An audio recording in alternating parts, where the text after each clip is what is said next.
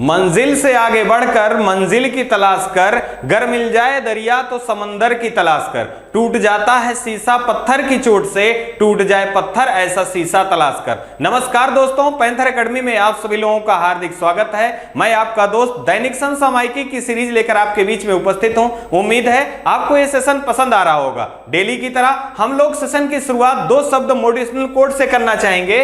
देखिए, लिखा गया है, बिना शिक्षा ग्रहण किए आप सफलता नहीं पा सकते, क्योंकि सफलता का रास्ता शिक्षा से होकर गुजरता है। यकीन मानिए दोस्तों, जो आपने सपने देखे हैं, उन सपनों को पूरा करने के लिए जिस लगन से आप कार्य कर रहे हैं, आप सफल होके ही रहेंगे और आपकी सफलता आपके संकल्प में ही निहित है। आइए हम लोग सेशन की शुरुआत करें और आपसे यही उम्मीद रहेगी कि सेशन में शुरुआत से लेकर अंत तक बने रहेंगे। आपको इस सेशन से जरूर लाभ होगा। आइए हम लोग इस सेशन का पहला प्रश्न देखें। पहला प्रश्न है, हाल ही में हेनले पासपोर्ट इंडेक्स 2022 जारी किया गया, भारत की रैंक क्या है? अत्यंत ही महत्वपूर्ण प्रश्न है। विकल्प पहला दिया गया 121, दूसरा 150, तीसरा 87, चौथा दिया गया 180। तो दोस्तों हमारा सही जो विकल्प है, विकल्प नंबर सी सही होगा। भारत का स्थान 2022 में हेनले इंडेक्स में 87 है, जबकि 2021 में कितना था? तो ये 83वां स्थान था। अब यहां से इंडेक्स से महत्वपूर्ण प्रश्न पूछा गया है दोस्तों, तो ये जानिए कि आने वाली परीक्षाओं में कहीं ना कहीं इंडेक्स से प्रश्न लगातार मिलते हैं। अगर हम यहीं पर कुछ महत्वपूर्ण इंडेक्स जो विगत वर्षों में परीक्षाओं में पूछे गए हैं, जैसे अगर हम बात करें मित्रों, विश्व भूखमरी सूचकांक, विश्व भूखमरी सूचकांक में भारत का स्थान क्या है?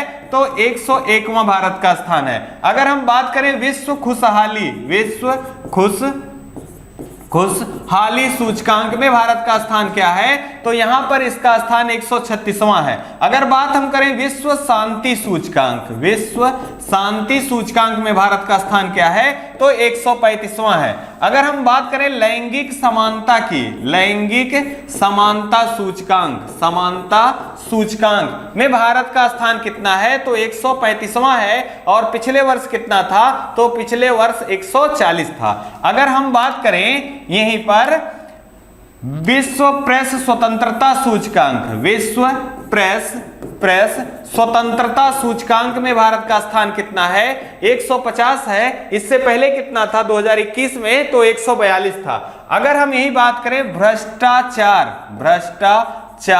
बोध सूचकांक, भ्रष्टाचार बोध सूचकांक में भारत का स्थान कितना है? तो 85 है। अगर हम यही बात करें विश्व प्रतिस्पर्धा, विश्व प्रतिस्पर्धा में भारत का स्थान क्या है? तो यहां पर जो पिछले वर्ष 43 था, अब की वर्ष इसका जो रैंक है ये 37 है। अब यहां कुछ महत्वपूर्ण इंडेक्स सूची में भी दिया गया है। जैसे 121 में भारत कौन से स्थान पे है? तो विश्व पर्यावरण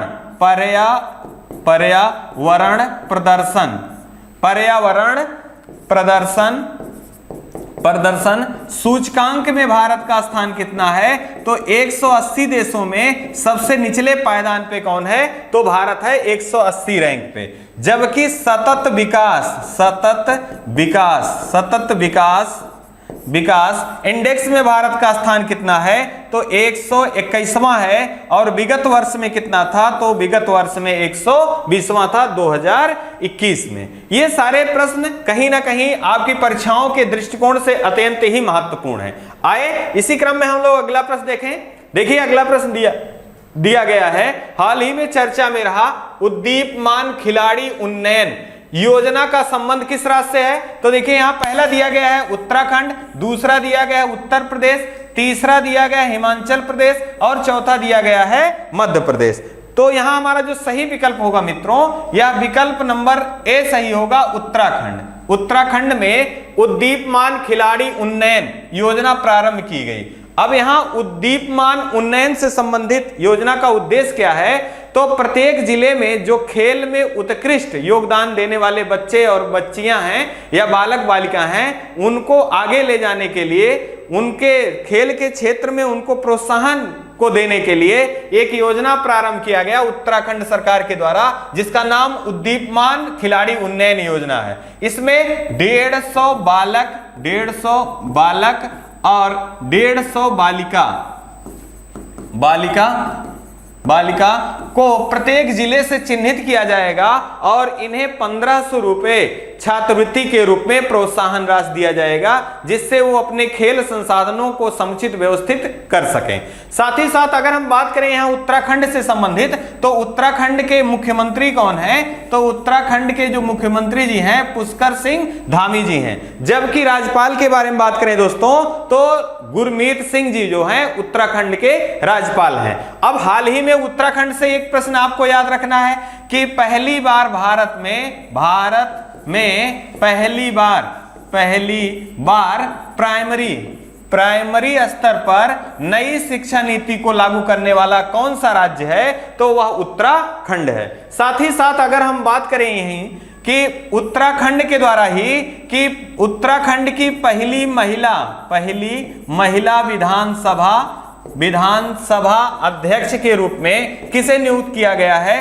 तो रीतू खंडूरी जी जो हैं ये पहली विधानसभा अध्यक्ष हैं महिला में उत्तराखंड की। और सबसे कम उम्र के विधानसभा अध्यक्ष कौन हैं? तो वो हैं राहुल नार्वेकर, जिनका संबंध महाराष्ट्र राज्य से है। अगर हम बात करें उत्तराखंड से, तो एक प्रश्न बार बार पूछा गया है, माना और नीति दर्रा का संबंध किस राज्य से है? तो उत्तराखंड राज्य से है। साथ ही साथ अगर हम बात करें, उत्तराखंड को फूलों की घाटी के नाम से भी जाना जाता है और जिम कॉर्बेट नेशनल पार्क का संबंध किस राज्य से है? वो उत्तराखंड राज्य से है।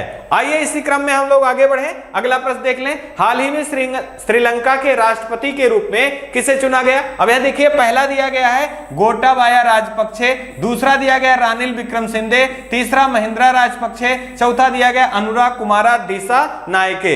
यहां जो हमारा सही विकल्प होगा मित्रों, विकल्प नंबर बी होगा रानिल विक्रमसिंघे। अब यहां से हाल ही में 20 जुलाई को श्रीलंका के नए राष्ट्रपति के चुनाव में रानिल विक्रमसिंघे जी को जीत हासिल हुई। साथ ही साथ इनको श्रीलंका के नए राष्ट्रपति के रूप में चुना गया। अब यहां से प्रश्न आपके बनने की संभावना इस कारण प्रबल है क्योंकि हाल फिलहाल के दिनों में श्रीलंका जो है वो सुर्खियों में बना रहा अपने राजनीतिक अस्थिरता के कारण। साथ ही साथ अगर हम भारत के परिप्रेक्ष्य में देखें तो भारत और श्रीलंका के बीच कौन सा युद्धाभ्यास होता है? तो भारत और श्रीलंका के बीच मित्र शक्ति और स्लाइनेक्स नामक युद्धाभ्यास का आयोजन किया जाता है। मन्नार की खाड़ी और बंगाल की खाड़ी को कौन सी जल संधि है जो जोड़ती है? तो पाक जल संधि जोड़ती है। जबकि भारत और श्रीलंका को कौन सी जल संधि अलग करती है? तो पाक जल संधि जो है ये अलग करती है। अगर हम बात करें यहाँ के जो पहले राष्ट्रपति थे वो कौन थे इससे पहले? तो गोताबाया राजपक्षे थे।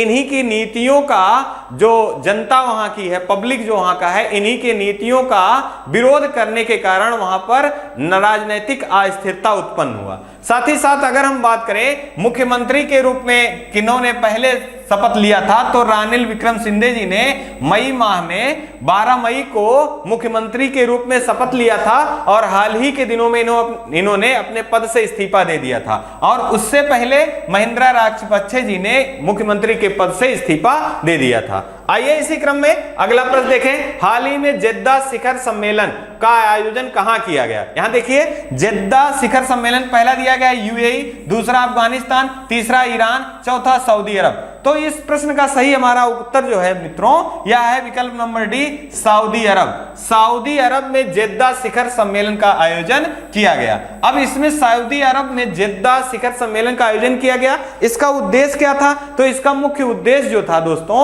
वह खाड़ी देशों में शांति, सुरक्षा और विकास को बनाए रखना। और इसमें भागीदारी किन किन ने किया? तो यूएसए ने प्लस खाड़ी एशियाई खाड़ी देशों ने इसमें भाग लिया। अगर हम बात करें हाल ही के सम्मेलनों से संबंधित महत्वपूर्ण प्रश्नों के बारे में तो एक नजर देखें। जैसे अगर हम बात करें हाल ही में G7 की बैठक बुलाई गई, तो G7 की बैठक कहां बुलाई गई? तो जर्मनी में बुलाई गई। कहां बुलाई गई? जर्मनी में बुलाई गई। अगर हम बात करें G20 का आयोजन हाल ही में किया गया, तो इसका कहां किया गया 2022 का इंडोनेशिया में किया गया। और 2021 का कहां किया गया था, तो 2021 का इटली में किया गया था। जबकि 2023 का कहां किया जाएगा, तो भारत के जम्मू कश्मीर में G20 की बैठक 2023 में बुलाई जाएगी। साथ ही साथ अगर हम बात करें यहीं क्वाड शिखर सम्मेलन का चौथा संस्करण का आयोजन कहां किया गया, तो इसका आयोजन जापान में किया गया। जबकि 5वें संस्करण का आयोजन कहां किया जाएगा, तो ये ऑस्ट्रेलिया में किया जाएगा। कहां किया जाएगा मित्रों, ऑस्ट्रेलिया में किया जाएगा। अगर हम बात करें बिम्स्टेक शिखर सम्मेलन का, तो इसका आयोजन कहां किया गया, तो इसका आयोजन श्रीलंका में किया गया। अगर हम बात करें हाल ही में 47वीं जीएसटी परिषद की बैठक कहां बुलाई गई, तो ये चंडीगढ़ में बुलाई गई। अगर हम बात करें यहीं कॉन्फ्रेंस ऑफ पार्टीज COP26 का आयोजन कहां किया गया था, तो ग्लासगो में किया गया। ये ग्लासगो किस देश का है, स्कॉटलैंड का शहर है और इसकी राजधानी क्या है, एडिनबर्ग है। अगर हम बात करें COP27 का आयोजन कहां किया जाएगा, तो इसका आयोजन मिस्र में किया जाएगा। नाटो का शिखर सम्मेलन का आयोजन 2022 में कहां किया गया है, स्पेन में किया गया है। और युवा सांसदों का सम्मेलन कहां किया गया है, मिस्र में किया गया है। ये हाल फिलहाल के दिनों में होने वाले और आगामी दिनों में होने वाले महत्वपूर्ण सम्मेलन है और यहां से प्रश्न आपके बनने की संभावना प्रबल है। खोल दे पंख मेरे कहता है परिंदा, अभी उड़ान बाकी है, जमीन नहीं है मंजिल मेरी, अभी पूरा आसमान बाकी है। आपको निरंतर प्रयास करते रहना है और सफलता के शिखर तक आपको जाना है। आइए इसी क्रम में हम लोग सेशन के आगे बढ़ाते हैं। यहां है हाल ही में चर्चा में रहा आजादी का रेलगाड़ी और स्टेशन का उद्घाटन कहां से किया गया। अब देखिए, पहला दिया गया गुजरात, दूसरा दिल्ली, तीसरा दिया गया मुंबई और चौथा दिया गया अहमदाबाद। दोस्तों, इस प्रश्न का जो हमारा सही आंसर होगा, विकल्प नंबर बी सही होगा, दिल्ली। अब दिल्ली से जो रेल मंत्रालय है, इसके रेल मंत्रालय के सीईओ कौन है, यह भी आपको जानना है। तो रेल मंत्रालय के सीईओ जो है विनय कुमार त्रिपाठी जी के द्वारा यह प्रारंभ किया गया। ये इसका नाम रखा गया आजादी का रेलगाड़ी और स्टेशन। अब यहां से इसका उद्देश्य क्या है, तो इसमें 27 रेलगाड़ी और 75 रेलगाड़ी और 27 स्टेशनों के बारे में प्रकाश डाला जाएगा। साथ ही साथ अगर हम बात करें यहां कि केंद्रीय रेलवे के केंद्रीय मंत्री कौन हैं, तो केंद्रीय रेलवे मंत्री जो हैं उनका नाम अश्वनी वैष्णव जी है। साथ ही साथ अगर हम रेल से संबंधित कुछ महत्वपूर्ण जानकारी इकट्ठा करें, जैसे मित्रों प्रश्न पूछा जाता है कि भारत में रेल सेवा कब प्रारंभ हुई या किस अंग्रेज गवर्नर के समय में रेल सेवा प्रारंभ हुआ, तो या डलहौजी के शासनकाल में रेल सेवा प्रारंभ हुआ 1853 ईस्वी में। पहली रेल कहां से कहां तक चलाया गया, तो मुंबई से ठाणे के लिए चलाया गया। अगर हम इसे उत्तर प्रदेश के परिप्रेक्ष्य में देखें, तो इलाहाबाद से कानपुर तक पहली रेल सेवा उत्तर प्रदेश में चलाई गई। जबकि भारत की बात की जाए तो भारत में मित्रों सबसे पहला रेल मुंबई से ठाणे के लिए चलाया गया। सूरत में सबसे पहला बुलेट ट्रेन का शुभारंभ किया गया। अगर हम बात करें यही मेट्रो से संबंधित, तो सबसे पहले मेट्रो कोलकाता में चलाई गई और metro man of the India के नाम से किसे जाना जाता है, ई श्रीधरन को metro man of the India के नाम से जाना जाता है। अब यहां दो प्रश्न और भी आपको हाल ही में चर्चा में याद रखना है। जैसे मुंबई और हैदराबाद को tree city of the world के रूप में चुना गया, किस संस्था के द्वारा, तो यूनेस्को के द्वारा। हाल ही में टाइम पत्रिका के द्वारा दो शहरों को दुनिया के 50 शहरों की सूची में शामिल किया गया है। वो कौन कौन से शहर हैं, तो पहला केरल है, दूसरा अहमदाबाद है। अगर हम बात करें हाल ही में अमूर्त विरासतों की सूची में किसे शामिल किया गया है, तो वो कलकत्ता का दुर्गा पूजा है। जबकि बात कर लें यूनेस्को के द्वारा मित्रों कि कितने विश्व विरासत स्थलों को भारत में शामिल किया गया है, तो 40 शामिल किए गए हैं, जिसमें 39वां जो है वो रामप्पा मंदिर है और 40वां जो है वो हड़प्पा सभ्यता कालीन धौलावीरा है, जो कि गुजरात राज्य से संबंधित है। आइए इसी क्रम में अगला प्रश्न देख लें। हाल ही में चर्चा में रहा 13वां पीटर्सबर्ग जलवायु वार्ता का आयोजन कहां से प्रारंभ हुआ? अब यहां देखिए, पहला दिया गया स्टॉकहोम, दूसरा पेरिस, तीसरा बर्लिन, चौथा दिया गया मॉन्ट्रियल। अब यहां जो हमारा सही आंसर होगा ये विकल्प नंबर सी सही होगा, बर्लिन। बर्लिन से 13वां पीटर्सबर्ग जलवायु वार्ता का आयोजन किया गया। मित्रों, इसका उद्देश्य क्या है? तो आने वाले समय में कॉप 27 जो कॉप 27 मिस्र में आयोजित किया जाएगा, उसके उद्देश्यों को पूर्ति के लिए 13वां पीटर्सबर्ग जलवायु सम्मेलन का आयोजन किया गया। वो कहां किया गया? बर्लिन में किया गया। अब यहां हमको ये जानना है कि बर्लिन जो है की राजधानी, या बर्लिन किसकी राजधानी है, तो आप ये कमेंट बॉक्स में बताएंगे कि ये किसकी राजधानी है। साथ ही साथ इसकी राजधानी जो है ये किस नदी के तट पर स्थित है। अगर हम बात करें स्टॉकहोम के बारे में, तो पर्यावरण का मैग्ना कार्टा, पर्यावरण का मैग्ना कार्टा सम्मेलन के नाम से किसे जाना जाता है? तो स्टॉकहोम सम्मेलन को, जो कि 1972 ईस्वी में आयोजित किया गया था, इसे पर्यावरण का मैग्ना कार्टा कहा जाता है। इसी के आधार पर प्रत्येक वर्ष 5 जून को विश्व पर्यावरण संरक्षण दिवस के रूप में मनाए जाने की घोषणा की गई। अगर हम बात करें यहां पेरिस से संबंधित, तो यहां पर आपको याद रखना है कॉप 21 का आयोजन कहां किया गया था? तो फ्रांस की राजधानी जो पेरिस है वहां पर कॉप 21 का आयोजन किया गया था। इसका उद्देश्य क्या है? जलवायु परिवर्तन की समस्याओं को दूर करना। साथ ही साथ अगर हम बात करें कॉप 1 का आयोजन कहां किया गया था? कॉन्फ्रेंस ऑफ पार्टी 1 का आयोजन कहां किया गया था? तो वो बर्लिन से प्रारंभ किया गया था। अब यहां एक अत्यंत महत्वपूर्ण प्रश्न दिया है मॉन्ट्रियल विकल्प के रूप में, तो आपको याद रखना है मॉन्ट्रियल प्रोटोकॉल। मॉन्ट्रियल कहां है? तो ये कनाडा में स्थित है। ये किससे संबंधित है? ओजोन संरक्षण से संबंधित है मॉन्ट्रियल प्रोटोकॉल। कब आयोजित किया गया था? 16 सितंबर 1987 ईस्वी में कनाडा के मॉन्ट्रियल में आयोजित किया गया था। इसीलिए इसको मॉन्ट्रियल प्रोटोकॉल के नाम से जाना जाता है। अब यहां एक प्रश्न बार बार पूछा गया है, ओजोन की खोज किसने किया था? जोसेफ फोरियर ने किया था। ओजोन किस मंडल में पाया जाता है? समताप मंडल में ओजोन पाया जाता है। साथ ही साथ ओजोन की मापने की इकाई क्या है? तो वो डाप्सन है।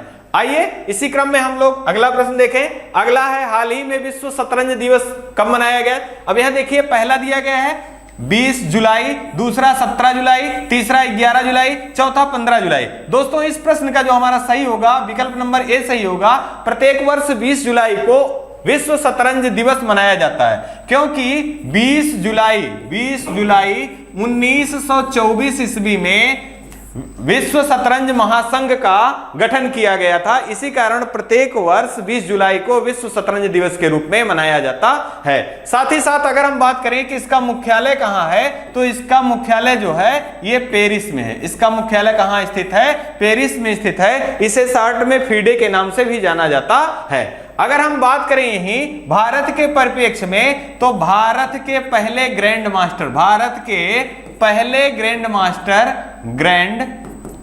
मास्टर कौन थे? तो भारत के पहले ग्रैंड मास्टर जो है वो विश्वनाथ आनंद, ये पहले ग्रैंड मास्टर थे। और भारत के पहले राजीव गांधी खेल रत्न पुरस्कार, जिसका नाम अब बदलकर मेजर ध्यानचंद खेल पुरस्कार के नाम से जाना जाता है, किसे प्राप्त हुआ था? तो विश्वनाथ आनंदन जी को प्राप्त हुआ था। अब यहां पर भारत के पहले बात हो रहा है पुरुष वर्ग में कि विश्वनाथ आनंद जी थे, तो आपको याद रखना है महिला के रूप में कौन थी? तो विजय लक्ष्मी। महिला के रूप में पहली कौन थी? तो विजय लक्ष्मी जो थी पहली महिला ग्रैंड मास्टर थी। यहां से आपको एक प्रश्न और भी याद रखना है कि भारत के 74वें ग्रैंड मास्टर कौन है? तो यहां पर राहुल श्रीवास्तव। राहुल श्रीवास्तव जो हैं ये भारत के 74वें ग्रैंड मास्टर हैं। ये लगातार जैसे ही आयोजन होता है तो ये बदलते रहते हैं, इसी कारण इनका नाम अभी रिसेंटली में है, तो आप इनको याद रखिए। साथ ही साथ एक प्रश्न आपको याद रखना है कि भारत के सबसे कम उम्र के ग्रैंड मास्टर कौन है, तो डी गुकेश हैं। जबकि विश्व लेवल में पूछा जाए तो अभिमन्यु मिश्रा हैं और भारतीय मूल के हैं। अब यहां से संबंधित एक प्रश्न और भी आप याद रखिए, जैसा कि अभी हाल ही में रेक्याविक शतरंज का चैंपियनशिप किसके द्वारा जीता गया, तो वो आर प्रज्ञानंद के द्वारा जीता गया। और हाल ही में पैरासिन शतरंज ओलंपियाड को किसने जीता, तो आर प्रज्ञानंद ने जीता। जबकि ला रोडा चैंपियनशिप का खिताब किसने जीता है, तो डी गुकेश ने जीता है। साथ ही साथ अगर हम अन्य दिवसों के रूप में बात करें तो 17 जुलाई को किस दिवस के रूप में मनाया जाता है, तो विश्व अंतरराष्ट्रीय न्याय दिवस के रूप में मनाया जाता है प्रत्येक 17 जुलाई को। अगर हम बात करें 11 जुलाई के बारे में तो विश्व जनसंख्या दिवस के रूप में मनाया जाता है आपका 11 जुलाई। आइए दोस्तों हम लोग अगला प्रश्न देखें। अगला है हाल ही में किसे अंतरराष्ट्रीय टेनिस हॉल ऑफ फेम में शामिल किया गया है। पहला विकल्प दिया गया है लेटन हेविट, दूसरा पीवी सिंधु, तीसरा राफेल नडाल, चौथा नोवाक जोकोविच। इसमें हमारा जो सही आंसर होगा विकल्प नंबर ए होगा, लेटन हेविट को अंतरराष्ट्रीय टेनिस हॉल ऑफ फेम में शामिल किया गया है। ये किस देश के खिलाड़ी हैं, तो ये ऑस्ट्रेलिया से संबंधित हैं और इन्होंने अभी तक 2 ग्रैंड स्लैम जीता है। साथ ही साथ विश्व के नंबर 1 खिलाड़ी, टेनिस खिलाड़ी के रूप में भी ये रहे हैं। अगर हम बात करें यहाँ पर जो टेनिस के 4 मुख्य खेल होते हैं, जैसे पहला ऑस्ट्रेलिया ओपन होता है, तो 2022 ऑस्ट्रेलिया ओपन पुरुष वर्ग में किसने जीता है, तो ये जीता है राफेल नडाल ने। और महिला वर्ग में किसने जीता है, एश्ले बार्टी ने, और इन्होंने ही टेनिस से संन्यास लेने की घोषणा की है। साथ ही साथ अगर फ्रेंच ओपन की बात करें दूसरे क्रम में होता है, इसको अगेन राफेल नडाल ने जीता है और महिला वर्ग में ईगा स्विएटेक ने जीता है। अगर विंबलडन की बात हम करें तो इसको नोवाक जोकोविच ने पुरुष वर्ग में जीता है और महिला वर्ग में एलिना रिबाकिना ने जीता है, जो कि पहली एशियाई महिला हैं और साथ ही साथ ये कजाक महिला के रूप में भी पहली हैं। अगर हम बात करें यही पीवी सिंधु के बारे में तो हाल ही में सिंगापुर बैडमिंटन का खिताब किसने जीता है, तो सिंगापुर बैडमिंटन का खिताब किसने जीता है, पीवी सिंधु ने जीता है। सैयद मोदी बैडमिंटन ट्रॉफी का खिताब किसने जीता है, तो पीवी सिंधु ने जीता है 2022 का। साथ ही साथ स्विस ओपन बैडमिंटन का खिताब किसने जीता है, तो वो पीवी सिंधु ने जीता है। और अगर हम बात करें राफेल नडाल के बारे में तो विश्व में सर्वाधिक ग्रैंड स्लैम किसके द्वारा जीता गया है, तो राफेल नडाल के द्वारा जीता गया है। और कितना जीता है, तो इन्होंने 22 ग्रैंड स्लैम जीता है। जबकि नोवाक जोकोविच जो है दुनिया के दूसरे खिलाड़ी हैं जिन्होंने सर्वोच्च ग्रैंड स्लैम जीता है, इन्होंने 21 ग्रैंड स्लैम जीता है। आइए इसी क्रम में अगला प्रश्न देख लें। हाल ही में भारत के किस राज्य में ई लोक अदालत को प्रारंभ किया गया।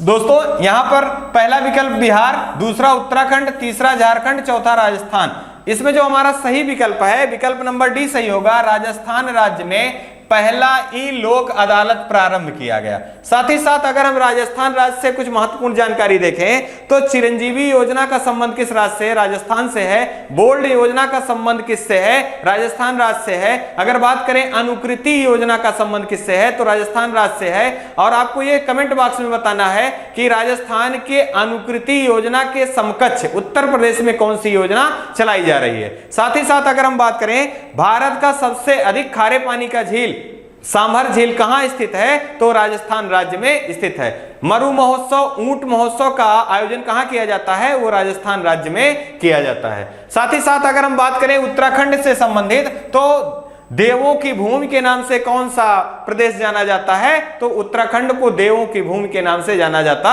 है। अगर हम बात करें झारखंड के बारे में तो सरहुल त्योहार का संबंध किस राज्य से है, तो झारखंड राज्य से सरहुल त्योहार का संबंध है। अगर हम बात करें बिहार के बारे में तो निम्नतम साक्षरता दर और सबसे कम साक्षरता दर वाला राज्य कौन सा है, या बेरोजगारी राष्ट्रीय बेरोजगारी सूचकांक में सबसे अधिक बेरोजगारी किस राज्य में है, तो वहां पर हरियाणा पहले स्थान पे है और दूसरे स्थान पे राजस्थान है, जबकि इसमें तीसरे स्थान पे जो है आपका बिहार है। और बेरोजगारी दर शून्य होने की बात अगर करें तो सबसे कम बेरोजगारी जो है वो छत्तीसगढ़ में है। आइए इसी क्रम में हम लोग अगला प्रश्न देख लेते हैं। इस सेशन का लास्ट प्रश्न है, हाल ही में चर्चा में रहे भूपेंद्र सिंह का संबंध किस विधा से है जिनका हाल ही में निधन हो गया। अब यहां देखिए, पहला दिया गया गायक, दूसरा दिया गया क्रिकेटर, तीसरा दिया गया फुटबॉलर, चौथा दिया है फिल्म निर्देशक। दो हमारा यहां सही होगा, विकल्प नंबर ए सही होगा। भूपेंद्र सिंह का संबंध जो है गायक थे ये और हाल ही में इनका निधन हो गया। अब निधन से महत्वपूर्ण जानकारी आपको याद रखना है, हाल ही में सेनवान का निधन हो गया था, तो वो किस देश से संबंधित है, तो ऑस्ट्रेलिया से संबंधित है। अगर हम बात करें हाल ही में लता मंगेशकर जी का भी निधन हुआ है, तो आपसे प्रश्न पूछा जा सकता है कि लता मंगेशकर जी को भारत रत्न से कब सम्मानित किया गया था, 2001 में। अगर हम बात करें पहला लता दीनानाथ मंगेशकर पुरस्कार से किसे सम्मानित किया गया, तो प्रधानमंत्री नरेंद्र मोदी जी को सम्मानित किया गया। ये 10 प्रश्नों की सीरीज और स्टैटिक करंट साथ से साथ जीके के साथ ये महत्वपूर्ण सीरीज यहीं पर समाप्त हो रही है। और आपसे विदा लेने से पहले हम 2 शब्दों से पुनः आपको जोड़ना चाहेंगे। देखिए, सफल होने के लिए आपको असफलता से तो गुजरना ही पड़ेगा, मतलब सफलता एक दिन में नहीं मिलने वाली है। आप निरंतर प्रयास करते रहिए और उन प्रयास के दौरान आपको असफलताओं का भी सामना करना पड़ेगा, तो वहां आपको निराश नहीं होना है। आप असफलता के द्वारा ही सफलता की सीढ़ी को चढ़ पाएंगे। इन्हीं शब्दों के साथ हम अपनी वाणी को विराम देंगे। आप अपना और अपने परिवार का खूब सारा ध्यान रखिएगा। जय हिंद, जय भारत।